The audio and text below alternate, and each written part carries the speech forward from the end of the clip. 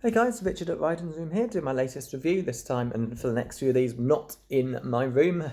Me and my wife are at a resort in Norfolk. It's like a little villa, dog friendly. Been able to bring our dog along. 3 bedrooms. It's like it can easily hold two main bedrooms, two, and then one twin bed ones. So yeah, clearly like family rooms, a bunch of them here, and yeah, it's pretty nice so far. And unfortunately, I've got this really bad glare that I can't get rid of. I use this spot in the living room while the wife didn't walking the dog, but yeah, what you can do. So yeah, normally I'd have my Doctor Who stuff with me, leather jacket on for Chris Ferguson's Doctor, but I don't have that now because I didn't bring any of it with me. Watched this episode earlier, but it's right not on. Well, I would have time. We're watching the new Walking Dead episode, so there was no time to record the vid. So doing it now, and the next few will be from here as well. So put something in here, no relevance whatsoever to talk to, but let's put something good in the shot. There you go. There's down Shanberg. Okay, so yeah, this is the Unquiet Dead, episode 1 of. Let's do that jigsaw box. There. Go there. Good enough. So yeah, this is episode 1, series 1, episode 3, the Unquiet Dead. This is the first one set in the past. Rather than do a quick review of summary of the whole episode, it's just the plot. So yeah, Doctor takes Rose to the past. That means he means to take her to Italy, but it takes her to Wales instead. It's pretty funny how she's like so doesn't care that it's not the exact time she wanted, but she just cares. She is in Wales. So yeah, she's in there, and these creatures called Geth are like these gas creatures are possessing human bodies, and the story is basically they want to come through, and so yeah, that's basically the plot for the episode. The Doctor's like decide if that's okay or not.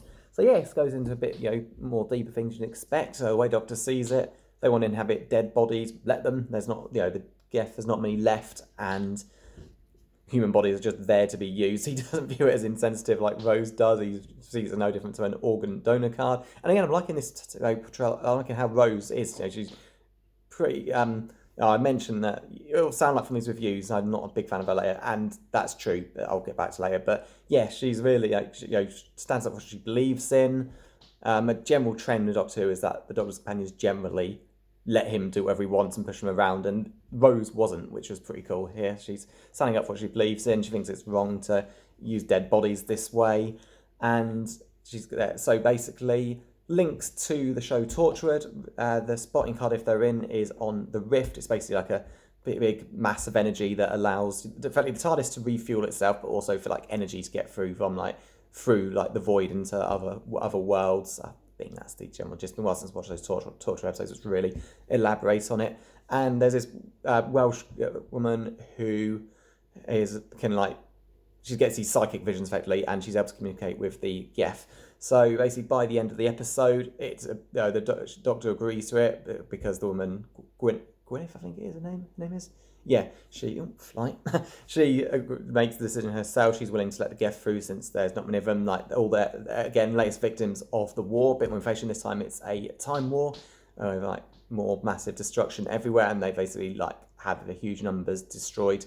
Also, they say devastating to not noticeable to lower life forms, but devastating to bigger ones. And yeah, they really felt it. And so they agreed to let them through, and it's all a trick. Their Geth are not endangered, and rather than just using dead bodies, they're going to kill any living person and take their bodies.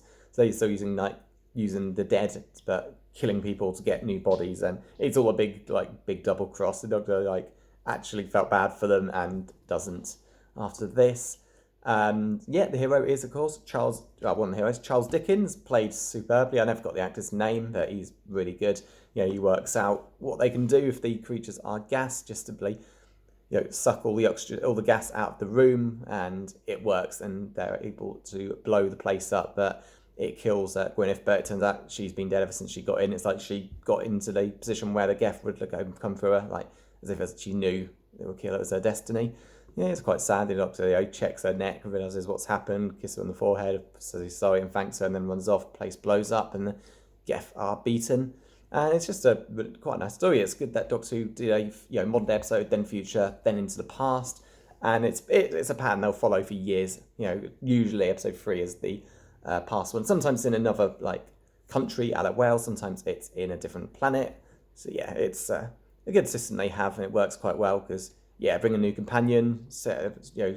Companions better or worse, have pretty much always been from modern day England. I've never been a big fan of doing it for everybody. I get why they're the like the link to, out from our world to the Doctor's world, but you just feel eventually stop with 20th century London, or 21st century London rather.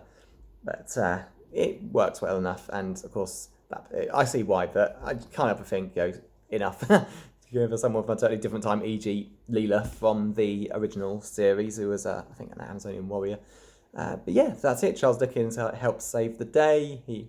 But of course, it's set not all that long before his death, so everything he learns from the episode is he's never going to write a book about it. Shame, because that would have been a fun read.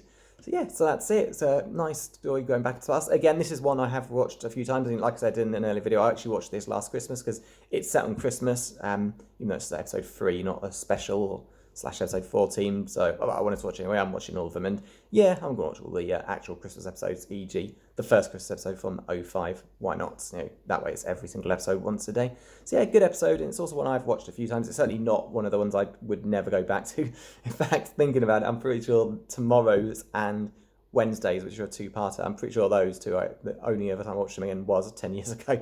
I don't think I've ever returned to that two-parter since, but yeah, I'll give my reasons for it in the next video. But yeah, hope you enjoyed it. Sorry about the poor quality with the light beaming in. It's hard to get a good angle even late at night. If they're in day, curtains open, sun will get into it at night, you get a beam like this. But hopefully it's not too bad, and I will see you next time. Hope you enjoy this video, and to them, bye.